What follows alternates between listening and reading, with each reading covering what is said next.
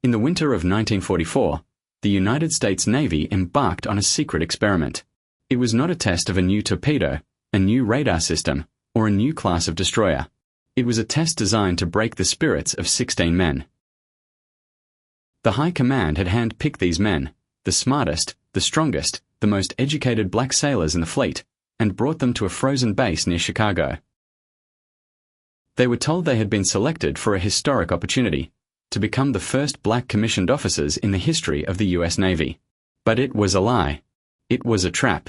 On their very first day, they were handed a training schedule that made no mathematical sense. The standard course to become an officer was 16 weeks of grueling academic and physical instruction. It was a curriculum that washed out 25% of white candidates even with the full time allotted. But these 16 men were looked in the eye and told they had to complete the exact same coursework, pass the exact same exams, and meet the exact same standards, in just 8 weeks. The Navy was not trying to train them. The Navy was trying to humiliate them. The admirals in Washington had engineered a scenario where failure was the only statistical probability. They wanted these men to crash and burn so they could point to the wreckage and say, "See? We gave them a chance, and they could not handle the pressure. Black men are not fit to lead." To understand the cruelty of this setup, you have to understand the world that built it. By 1944, the United States Navy had not just practiced racism, they had perfected it into a science. For nearly 2 centuries, the Navy had operated on a simple, unwritten rule. Black men were there to serve, not to command. The degradation was codified in 1893 when the Navy created the messman branch. From that moment on, a black man who enlisted could not be a gunner, a mechanic, or a pilot. He could only be a servant. He could shine shoes, cook meals, and make beds for white officers. They were, as the newspapers of the time bitterly called them, seagoing bellhops. But even that was not enough. After World War I, the Navy stopped enlisting black men entirely for 13 years. They wanted a lily-white fleet. When they finally reopened the doors in 1932, it was exclusively for the stewardess branch. By the time Hitler invaded Poland, there were over 170,000 men in the US Navy. Only 4,000 were black. And not a single one, 0, was an officer. The Army had black generals. The Navy had servants. Then came Pearl Harbor. The world exploded. The nation mobilized for total war. Thousands of black men lined up at recruiting stations, desperate to fight for their country, and the Navy looked them in the face and told them to go home or go to the kitchen. It took the sheer political force of the NAACP, the Black Press, and the First Lady, Eleanor Roosevelt, to force the Navy's hand. They demanded a double V, victory over fascism abroad, and victory over racism at home. They argued that you could not fight a war for democracy with a segregated military. Under immense pressure, the Navy finally cracked the door open just a sliver. They agreed to commission black officers. But the old guard was not going to let it happen easily. They selected 16 men: Jesse, Samuel, Dalton, George, and others. Men with college degrees, men with law degrees, men who had already proven themselves as enlisted leaders. And they threw them into the Golden 13 experiment at Great Lakes Naval Training Station. The instructors were hostile. The white enlisted men refused to salute them. They were isolated, segregated, and given a deadline that was designed to kill their dreams. But the Navy made one critical miscalculation. They assumed these 16 men would fight each other for the few spots available. They assumed they would crack under the weight of the impossible. Instead, the men made a pact. They looked at the mountain of books, they looked at the calendar, and they decided that they were not going to let the Navy win. They covered the windows of their barracks with blankets so they could study by flashlight after lights out. They tutored each other. They swore that if one man failed, they all failed. They were about to take the hardest test in military history, and they were about to deliver a shock that would rock the Pentagon to its foundations. This story is about more than just a test. It is about the moment the wall of exclusion began to crack. These men came from all corners of America, from the busy streets of Chicago to the rural roads of Arkansas, united by a single purpose: to prove they belonged. Speaking of where people come from, this history belongs to all of us, no matter where we live. I want to see how far this story is reaching today. Drop a comment below and tell me what city and state you're re-watching from right now. Let us see which state is representing the hardest. The environment at Great Lakes Naval Training Station in early 1944 was not designed for education. It was designed for isolation. Camp Robert Smalls, the segregated section of the base where the 16 candidates were housed, was a frozen island in a sea of hostility. To the white officers and enlisted men on the main base, these 16 men were an aberration, a violation of the natural order. They walked with the posture of officers, yet they carried the skin color of servants. This cognitive dissonance drove the white personnel to petty, constant acts of disrespect. Enlisted white sailors, men who by military law should have been snapping to attention as officer candidates passed, would deliberately cross the muddy streets to avoid saluting a black man. They would pretend to be busy, tie their shoes, or look at the sky, anything to avoid acknowledging the rank of a man they deemed inferior. The candidates saw it all. They absorbed every slight, every sneer, every turn back. They knew that reacting, even for a second, would be the end. One outburst, one moment of insubordination, and they would be washed out, their failure cited as proof that black men lacked the temperament for command. So they swallowed the anger. They turned it into fuel. Inside the classroom, the atmosphere was even more toxic. The Navy had assigned instructors who were not there to teach, they were there to filter. They were the gatekeepers of a white fraternity, and they had no intention of letting these men pass. The pace of the lectures was blistering, designed to leave the students in the dust. Questions were often met with sarcasm or complicated, obfuscating answers intended to confuse rather than clarify. Years later, one of the white instructors would confess the open secret to the men he had tried to break. "I just want you to know," he told them, "that I tried to make the course difficult so that you would not be successful." It was not paranoia. It was policy. The Navy was betting against them.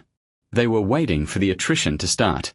They expected the group to fracture, for the men to turn on each other in a desperate scramble for survival. But the 16 men of the Golden 13, though they did not have that name yet, had already realized that the only way out was through, and the only way through was together. They established a routine that bordered on the monastic. Their day began before dawn, with physical drills in the biting wind off Lake Michigan. Then came hours of intense classroom instruction, covering everything from the Uniform Code of Military Justice to the physics of naval gunnery. They had to learn the complex geometry of celestial navigation, the engineering schematics of destroyer engines, and the tactical maneuvers of fleet operations. They had to memorize entire volumes of Navy regulations. And they had to do it in half the time allotted to white candidates who had grown up with far more educational resources. The real work began after taps. At 10:30 p.m., the bugle sounded, and the lights in the barracks were legally required to be extinguished. For any other unit, this was time to sleep, to recover from the physical exhaustion of basic training. For the 16 candidates, 10:30 p.m. was just the start of the second shift. They improvised. They took blankets and sheets and hung them over the windows of the barracks, sealing the cracks to ensure not a single photon of light could escape to alert the roving patrols of the shore patrol outside. Inside this suffocating, makeshift tent, they turned on flashlights. They huddled together on the floor, 16 men in a circle, their breath visible in the cold air, poring over textbooks until their eyes burned. This was the genius of their resistance. They collectivized their intelligence. They realized that among them, they had the answer to every question the Navy could ask. William White, with his law degree from the University of Chicago, took charge of the naval regulations and military law sections. He broke down the dense legal jargon into plain English for the others. Dalton Bohr, who had a background in engineering, tutored the group on propulsion systems and mechanics. The former schoolteachers taught study skills. The former athletes kept morale high. It was a hive mind. If one man did not understand the principles of buoyancy, 3 others would stay up with him until 3:00 a.m., drawing diagrams on the floor, explaining it again and again until it clicked. There was no competition. There was no curve. They understood that if one of them failed, The Navy would use that failure to smear them all. They dragged each other across the finish line every single night. They got 3, maybe 4 hours of sleep, then woke up to face the hostility of the instructors all over again. For 8 weeks, they lived in this pressure cooker. The psychological strain was immense. They were fighting a war on 2 fronts, the academic war against the curriculum and the mental war against the expectation of failure. They knew that in Washington, admirals were reading reports, waiting for the news that the experiment had collapsed. They knew that their families back home were praying for them. They knew that thousands of black sailors swabbing decks in the Pacific were looking to them as their only hope for a better future. And then, in March 1944, the moment of truth arrived. Final exams. The testing room was silent. The 16 men sat at individual desks, separated by the gulf of silence that defines a standardized test. The test booklets were distributed. These were the same exams given to white officer candidates at Columbia, at Harvard, at Annapolis. There was no graded on a curve for the black candidates. They had to answer the same questions about ballistics, about currents, about chain of command. They wrote for hours. They poured 8 weeks of sleepless nights, flashlight study sessions, and sheer, stubborn willpower onto the paper. They handed in their exams and waited. When the results came back, the grading officers at Great Lakes Naval Training Station were confused. They checked the answer keys. They checked the math. They looked at the names on the papers, Arbour, Barnes, Cooper, Martin, and then they looked at the scores. It was not just that they had passed. It was not just that they had survived. The 16 men had achieved a collective grade point average of 3.89 out of 4.0. It was the highest class average in the history of the Great Lakes Naval Training Station. It was higher than the white classes who had 16 weeks. It was higher than the classes taught by the best professors in the Ivy League. It was a statistical anomaly so profound that it shattered the Navy's entire worldview. The Navy had built a system based on the premise that black men were intellectually inferior. They had shortened the course to prove that inferiority. And now, they were staring at a set of numbers that proved the exact opposite, that when given a sliver of a chance, these men were actually superior to their white counterparts. The report was sent up the chain of command to Washington, D.C. The reaction from the top brass was not celebration. It was not pride. It was denial. The admirals in the Department of the Navy looked at the scores and refused to accept them. "This is impossible," was the sentiment that echoed through the halls of the Pentagon. "These are Negroes. They cannot possibly have outscored every white class in Navy history." The cognitive dissonance was too great. The racism was too deep. They could not accept the evidence of their own eyes because it meant accepting that their entire ideology was a lie. So, they came to the only conclusion that their prejudiced minds could comprehend. The black men must have cheated. The order came down from Washington. It was a slap in the face, a final, desperate attempt to delegitimize the success of the 16 candidates. The scores were invalidated. The 16 men were told that their achievement was a fraud. They were ordered to report back to the testing center. They would have to take a new battery of exams. Different questions. Harder questions.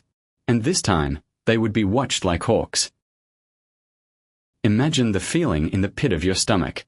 You have just run a marathon at a sprint. You have survived on no sleep. You have beaten the system. And the system looks at you and says, "Do it again." Lesser men would have broken. They would have raged. They would have quit in protest at the sheer unfairness of it all. But the 16 candidates did not rage. They did not quit. They went back to the barracks. They did not need to study anymore. They knew the material cold. They knew it better than the instructors. They walked back into the testing room with the icy calm of men who know they are the best in the world at what they do. They sat down. They took the second set of exams. The proctors walked up and down the aisles, watching their eyes, watching their hands, waiting for a cheat sheet, a whisper, a signal. They found nothing. Just the scratching of pencils and the silence of absolute focus. When the second set of scores was tabulated, the silence in Washington was deafening. The 16 men had passed again. And this time, their average was not 3. 89. It was higher. The Navy had run out of cards to play. They had rigged the game, and they had still lost. The intelligence, discipline, and solidarity of the 16 black sailors had defeated the institutional racism of the United States Navy. Their experiment had produced a result the Navy never wanted, but could no longer deny. They had to commission them. But even in defeat, the Navy found a way to be petty. They found a way to twist the knife one last time. They looked at the 16 men who had passed the hardest test twice, 16 men who were statistically the best officer candidates in the service, and they decided that 16 was too many. They could not let everyone succeed. That would look too good. That would look like the system was flawed. So, despite the perfect record, despite the double victory, the Navy decided that 3 of the men would be discarded. They would be returned to the enlisted ranks, their dreams crushed for no reason other than the Navyists need to maintain a quota of failure. And for the remaining 13, the prize of becoming an officer would turn out to be a new, even more complex kind of hell.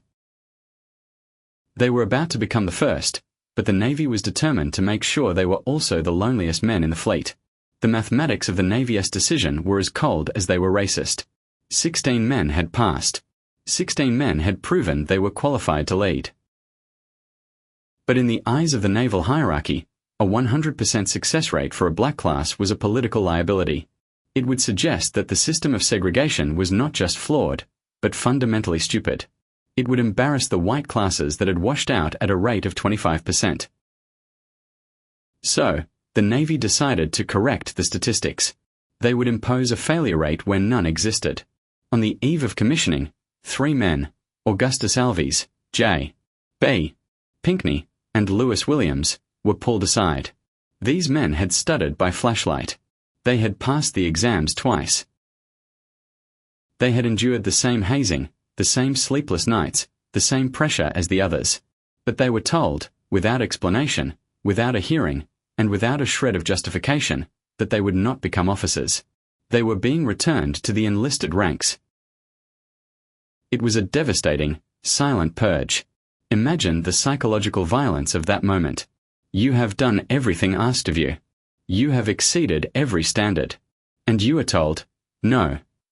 Not because you failed, but because your success is inconvenient. Alves, Pinckney, and Williams were sent back to the lower decks, forced to salute the very men they had studied alongside just hours before. They carried the secret of their success and the scar of their rejection for the rest of their lives. They are the lost 3 of the Golden 13, the casualties of a quota system designed to soothe the egos of white supremacists. For the remaining 13, March 17, 1944, should have been a day of parades. In any other officer candidate school, commissioning day is a spectacle. Bands play Anchors Aweigh. Families cheer from the stands. Admirals give soaring speeches about duty and honor. The newly minted ensigns toss their caps in the air, welcomed into the fraternity of leadership.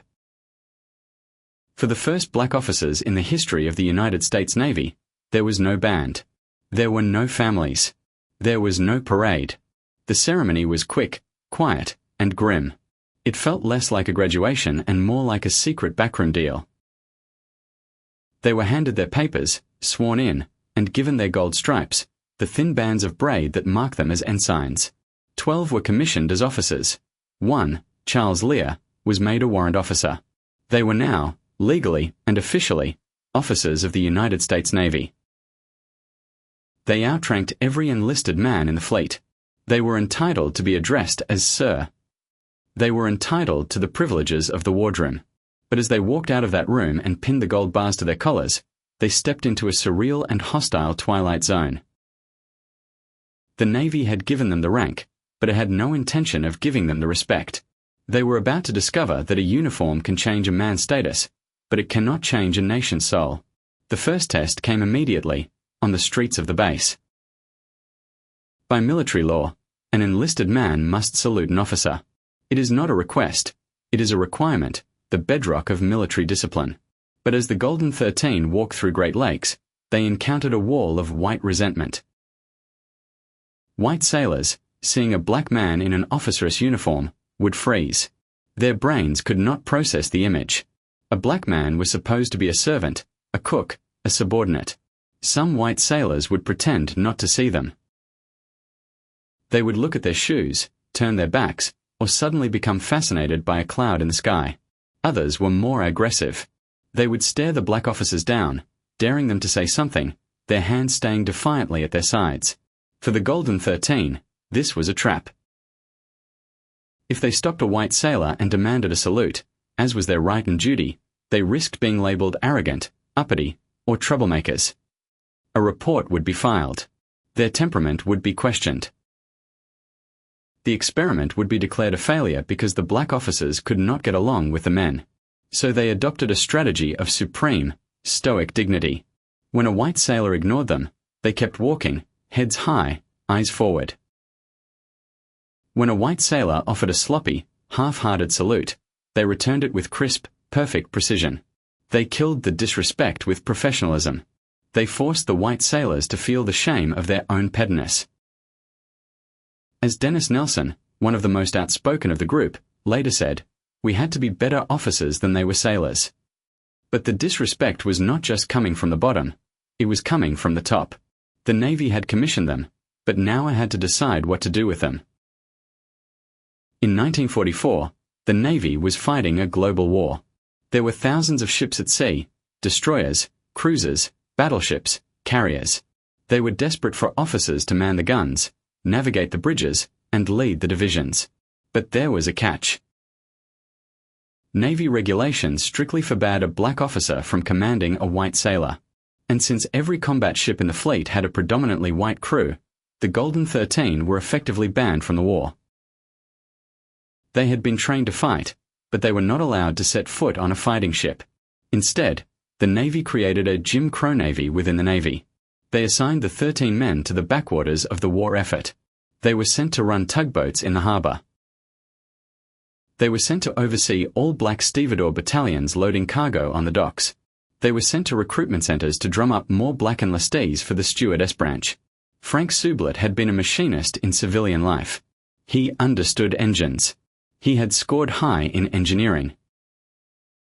The Navy sent him to a loading dock to watch men move boxes. Dalton Bohr had a background in engineering from college. He was sent to a shore patrol unit. It was a waste of talent on an industrial scale. The Navy would rather let a genius check inventory lists than let him stand on the bridge of a destroyer, simply because the crew might not like taking orders from him. The isolation was crushing. An officer is supposed to be part of a club. The Officers' Club, the O Club, is the social heart of naval life. It is where bonds are forged, where mentors are found, where the stress of command is decompressed over a drink and a meal. But for the Golden 13, the O Club was a forbidden fortress. Even though they held the rank, even though they paid their dues, they were unofficially, and sometimes officially, barred from entering. In mess halls where they were allowed to eat, the atmosphere was toxic. One of the white instructors from Great Lakes later recalled walking into a dining hall and seeing the black officers sitting at a table by themselves. As he watched, white officers entering the room would pause, look at the black men, and deliberately choose tables as far away as possible. They left a zone of empty chairs around the Golden 13, a quarantine of hate. Imagine the loneliness.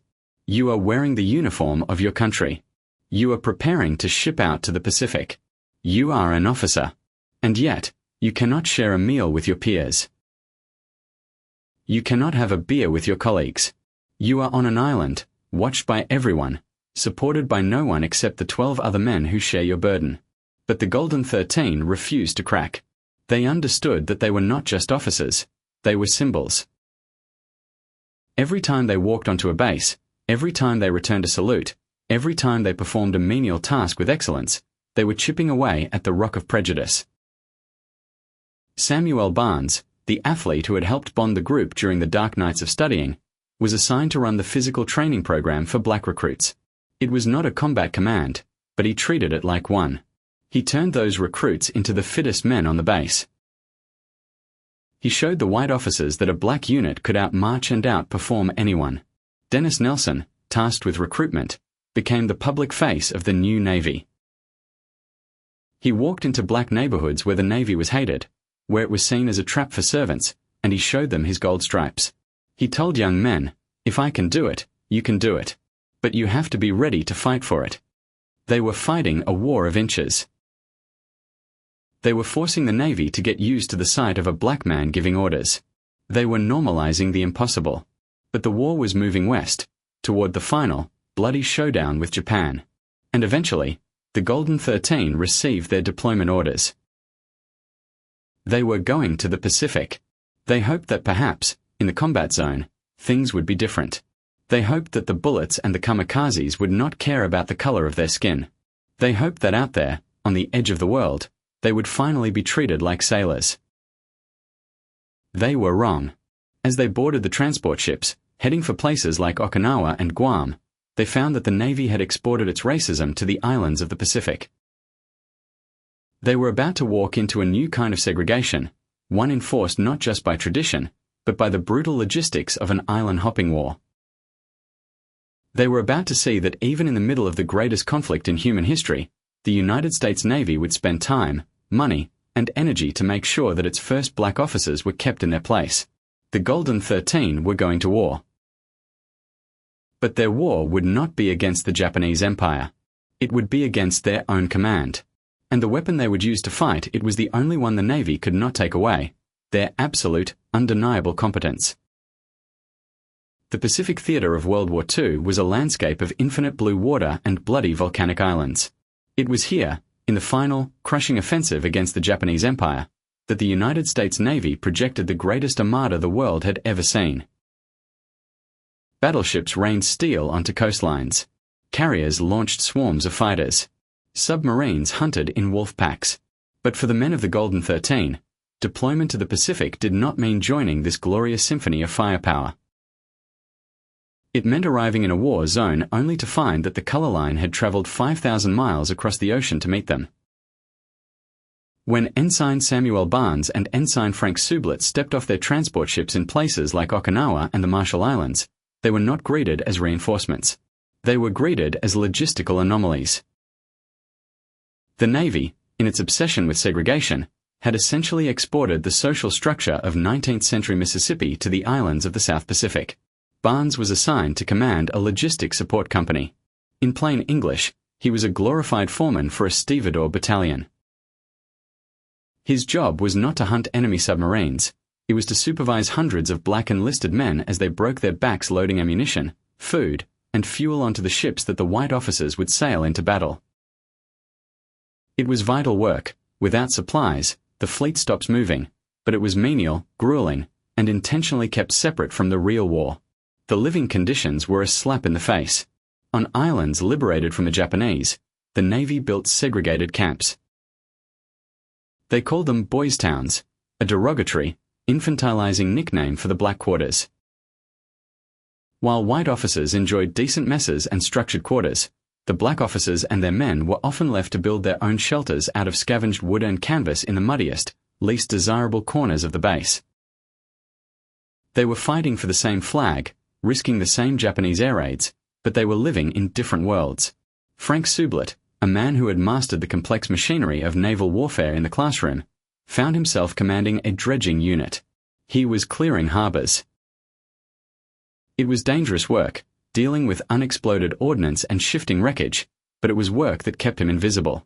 He recounted a story that perfectly encapsulates the absurdity of their existence. He was the executive officer of his unit, a high-ranking position. Yet, when he had to go to the main naval base for supplies or orders, he would often be stopped by white enlisted MPs, men he outranked by 5 grades, who would demand his papers, question his uniform, and treat him with open suspicion. Imagine the discipline required to not strike back. You are an officer of the United States Navy. You have a gold bar on your collar. And a 19-year-old white private is sneering at you, treating you like a trespasser in your own army. Sublett and Barnes swallowed that rage every single day. They knew that if they lost their temper, if they even raised their voices, the report would go back to Washington: black officers are unstable. So they perfected the officer stare. They looked through the racism, gave their orders with icy calm, and forced the system to accommodate them by sheer force of competence. but there were moments of quiet victory. On the docks of Okinawa, amidst the chaos of incoming cargo and outgoing fire, the black enlisted sailors saw something they had never believed possible. They saw a black man in a khaki officer's uniform, giving orders that white truck drivers and crane operators had to obey. For the thousands of black stevedores, men who had been treated like mules for the entire war, seeing Barnes or Sublette was a revelation. It put a steel in their spines. They worked harder. They walked taller. The Golden 13 were not just managing cargo, they were managing hope. They were living proof that the ceiling had cracks. And they were good at their jobs. Exceptionally good. The units led by the Golden 13 consistently outperformed their white-led counterparts in loading times and efficiency. They turned the grunt work of the war into a showcase of black excellence. They proved that leadership is not about race, it is about connection. They understood their men. They treated them with dignity, and in return, their men moved mountains for them. Then, in August 1945, the mushroom clouds rose over Hiroshima and Nagasaki. The war ended. The great machine of the US military ground to a halt and began the messy process of going home.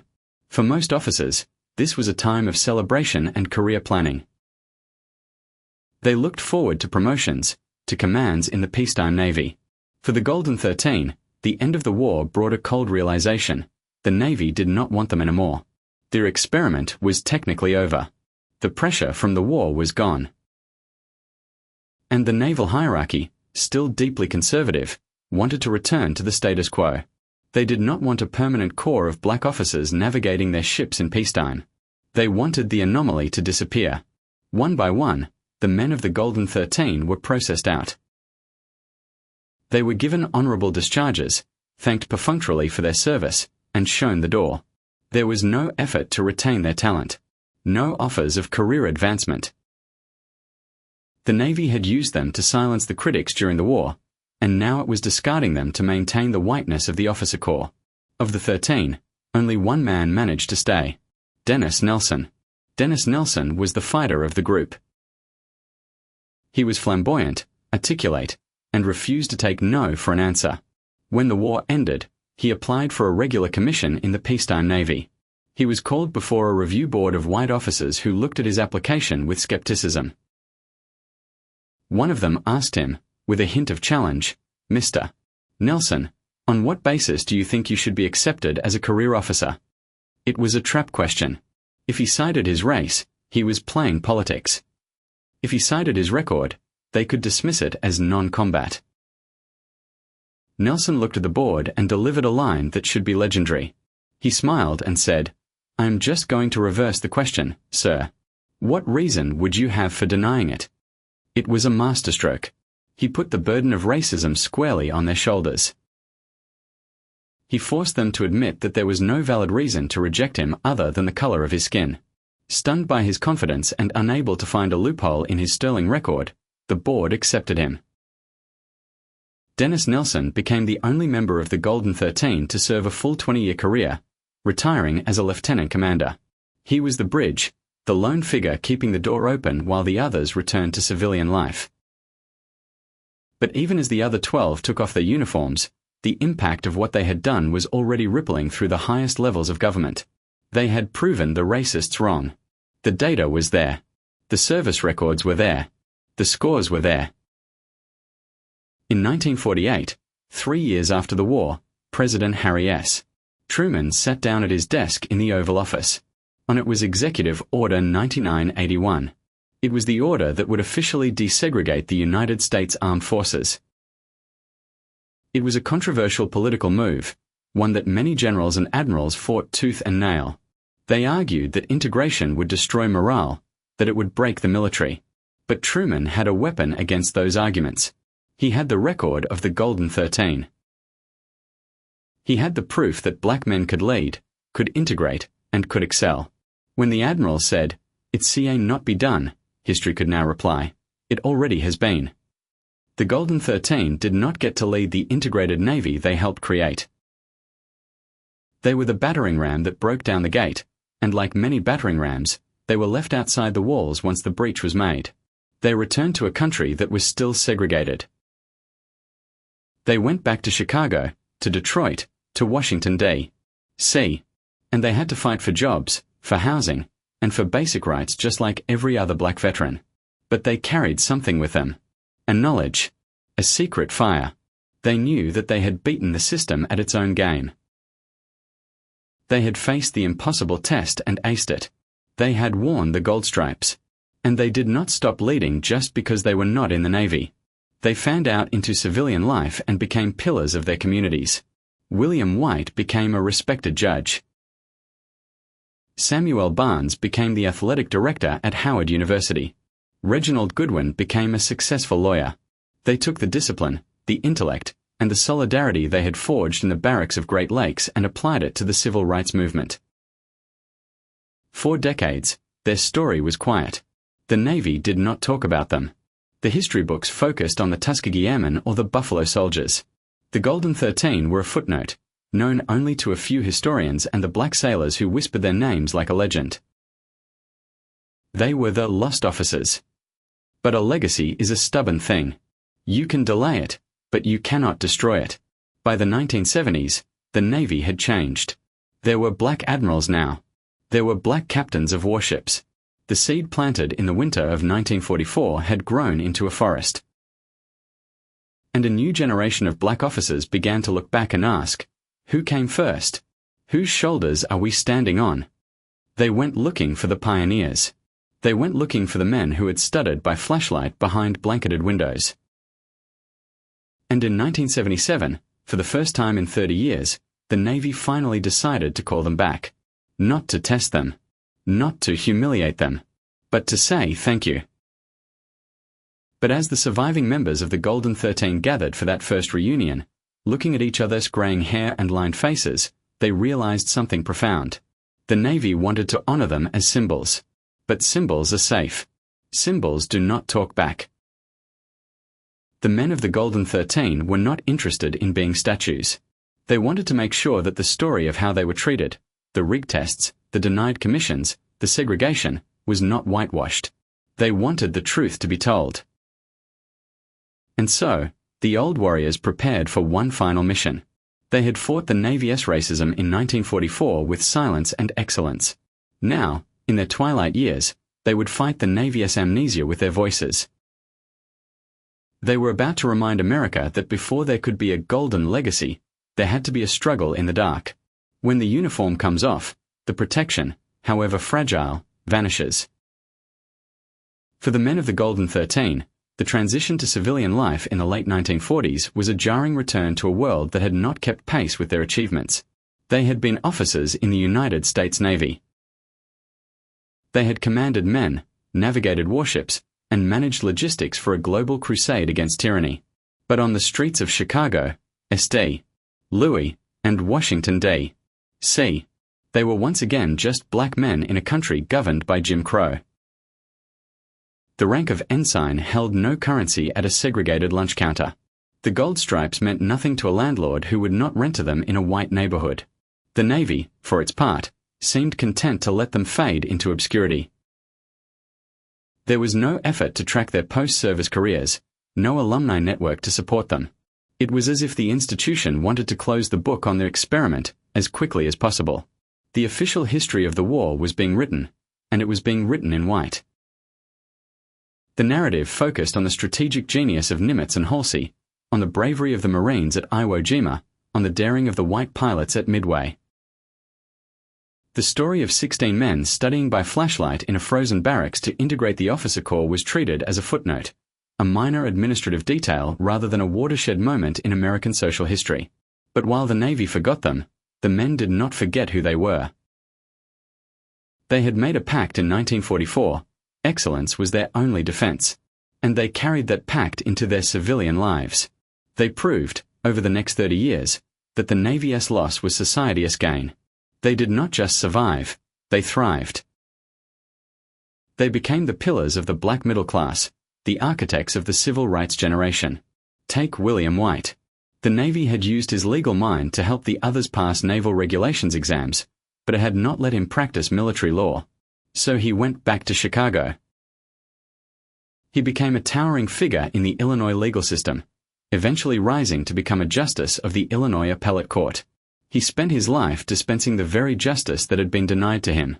Take Samuel Barnes.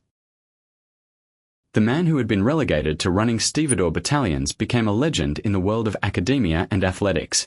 He earned his doctorate.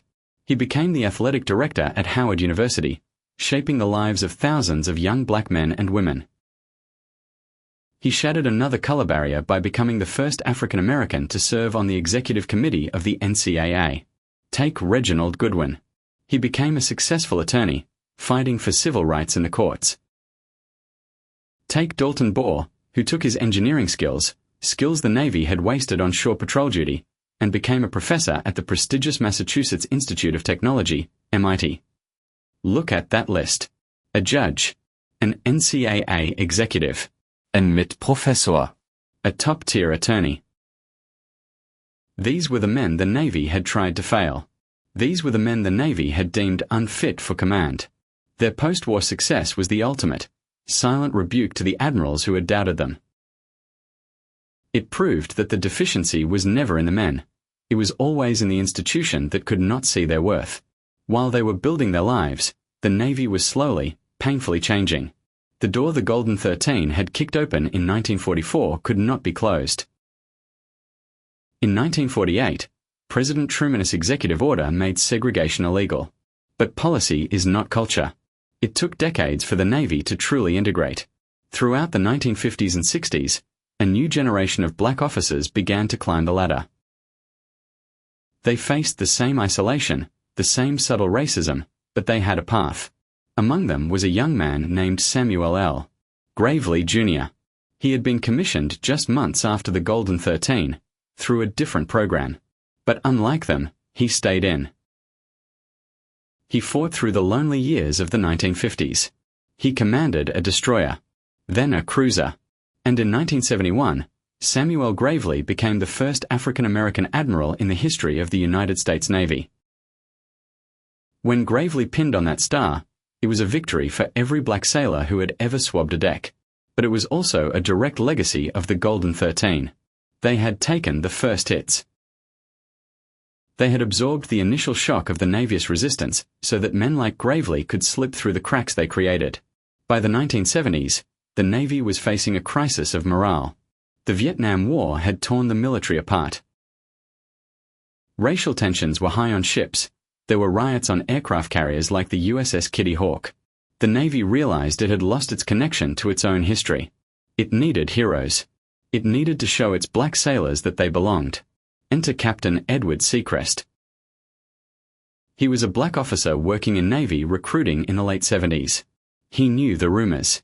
He had heard about the first group, the men from Great Lakes in 44. But they were ghosts. There was no monument, no plaque, no official celebration. Seacrest decided to find them. He realized that these men were not just veterans, they were pioneers. And they needed a name. Those Negro officers was not good enough. The first group was not good enough.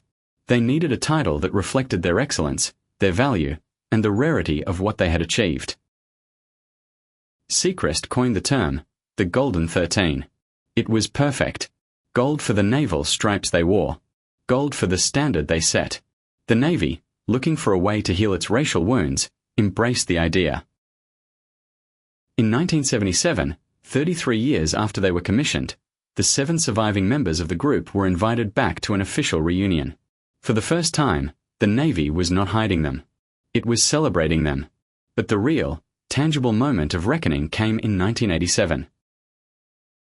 The Navy invited the survivors back to where it all began, Great Lakes Naval Training Station. They brought them to the base not as Negro officers, but as guests of honor. They stood on the parade ground where white enlisted men had once refused to salute them. Now, thousands of young recruits, black, white, Hispanic, Asian, marched past them, snapping their heads right in a gesture of supreme respect. Admirals shook their hands. The Navy dedicated a building to them. Building 1405. This was not just any building. It was the in-processing center for new recruits. Every single young man and woman joining the Navy at Great Lakes would have to walk through the doors of the Golden 13 Recruit in Processing Center. They would have to walk past the portraits of Jesse Arber, Samuel Barnes, Dalton Bohr, and the rest. The symbolism was powerful. The Navy was saying, "This is our foundation. Before you learn to tie a knot, before you learn to shoot a gun, you must learn about these men." For the survivors, Frank Sublet, William White, and the others, it was an overwhelming moment. They walked the halls of the base where they had once studied behind blanket-covered windows to avoid detection. Now, their names were on the walls. They had lived long enough to see the institution that tried to break them finally bow to them. But as they stood there, accepting the applause, they also carried the weight of the missing. They thought of the three men, Alves, Pinckney, and Williams, who had been stripped of their commissions for no reason other than a quota. They thought of the men who had died before this recognition came. And they thought of the thousands of black sailors who had served as messmen and stewards for 100 years, denied any hope of advancement, whose service paved the way for this moment. The dedication of Building 1405 was a victory, yes, but it was also a reminder of the time lost. It was a reminder that for nearly half a century, the Navy had deprived itself of the leadership of men like this. How many battles might have gone differently? How many lives might have been saved? How much stronger would the nation have been if William White had been an admiral instead of a judge? If Dalton Bohr had designed ships instead of teaching at MIT? The Golden 13 proved that the barriers to black achievement were artificial. They were not based on biology, or intellect, or capability. They were manufactured. The failure of black men was an engineered product of the system. And when the Golden 13 refused to fail, they exposed the machinery of racism for what it was, a fraud. But the story does not end with a building dedication. Monuments are static. Legacies are living things. As the 20th century closed and the 21st began, the Golden 13 passed away, one by one. Frank Sublet was the last to go, dying in 2006. With his death, the living link to that frozen winter of 1944 was severed. Now, we are left with the record. And we are left with a modern military that is once again under siege. The same forces that tried to engineer the failure of the Golden 13, the forces of exclusion, of tradition, of doubting the value of diversity, are rising again. The arguments have changed, the language is different, but the core sentiment remains, that some people naturally belong in leadership, and others do not. The story of the Golden 13 is not just a history lesson, it is a warning and a blueprint. It shows us how institutions fight change, how they rig the game, and how they try to bury their mistakes. But it also shows us how to beat them. It shows us that when the door is locked, you do not walk away. You pick the lock. You break it down. You study by flashlight until you know more than the gatekeepers. As we move to the final chapter of this story, we have to ask ourselves, have we truly learned the lesson of 1944? Or are we, in our own way, asking a new generation of unwanted heroes to prove themselves twice as hard for half the recognition? The Golden 13 conquered the Navy. But the war they fought, the war for the soul of American meritocracy, is far from over. And the ghosts of Building 1405 are watching to see what we do next. We began this story with a set of numbers that were supposed to add up to failure. 16 weeks compressed into 8. 16 men isolated in a frozen barracks. A historic attrition rate of 25%.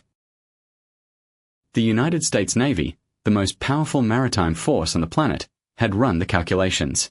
They had rigged the variables. They had set the stage for a public disaster that would justify segregation for another 50 years. They expected these men to crack. They expected them to turn on one another. They expected their experiment to end in a whimper of incompetence. Instead, the Navy got a number they could not calculate, a variable they could not control, and a result they tried to hide. 389. That grade point average is not just a statistic. It is a monument. It stands taller than any bronze statue, stronger than the hull of any battleship. That number is the mathematical proof that the entire ideology of white supremacy was a lie. It proved, on paper, in the Navy's own handwriting, that when the playing field is even remotely leveled, or even when it is tilted against them, black men do not just compete, they dominate. But the story of the Golden 13 leaves us with a haunting question, one that echoes loudly in our current era of anti-woke politics and attacks on diversity. What happens to the talent we refuse to see?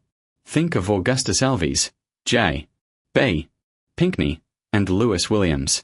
The lost three. The men who passed the exams, who proved they were qualified to lead, and who were stripped of their commissions solely because the Navy felt that 13 was a safer number than 16. They were sacrificed to a quota. They were the collateral damage of a system that was willing to accept black excellence only in limited, controlled doses. How many battles were lost? How many ships were poorly managed? How many sailors died because the Navy refused to let men like Alves, Pinckney, and Williams lead? Racism is not just a moral failing. It is a strategic suicide. It is the deliberate act of cutting off your own right arm because you do not like the color of the skin. The Golden 13 proved that diversity is not about being nice or political correctness. It is about survival. It is about winning. The Navy needed the best minds to win a global war, and it almost threw them away out of sheer bigotry. Today, the United States Navy looks very different. We have seen black admirals like Samuel Gravely and Michelle Howard. We have seen a black Secretary of Defense in Lloyd Austin. The door that the Golden 13 kicked open in 1944 has allowed thousands of men and women of color to walk through. But do not be fooled. The war they fought is not over. The forces that tried to engineer the failure of the Golden 13 have not vanished. They have merely changed their language.